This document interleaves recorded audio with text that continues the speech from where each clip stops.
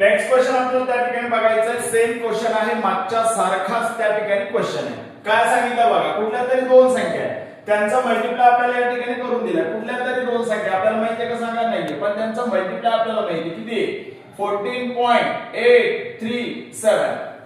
आता या दोन संख्यांचा गुणाकार आहे, पण आपल्याला एक संख्या दिली, कुठली सांगा, 4.01. दुसरी संख्या माहित नाही, थोड्या वेळासाठी आपण x करू. आता काय करणार, या नंबरला फक्त फिरवायचं. मग हा मल्टिप्लिकेशन वाला नंबर इकडे कशात जाणार सांगा, डिवाइड मध्ये जाईल. मग इथे तुम्हाला फक्त x दिसेल आणि इकडे काय दिसेल सांगा, 14.837 ऍज इट इज. हा इनटू वाला नंबर इकडे जाणार डिवाइड मध्ये. ओके.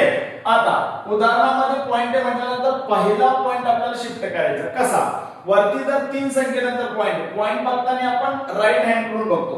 इकडे जर तीन संख्येनंतर पॉइंट आहे त्या बदल्यामध्ये 3 झिरो.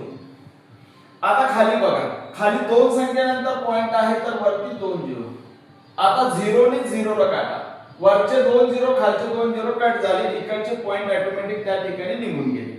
आता याला आपल्याला एकदम लॉजिकल वेने त्या ठिकाणी सॉल्व्ह करायचं. आता एवढा मोठा नंबर याला डिवाइड करत बसायचं.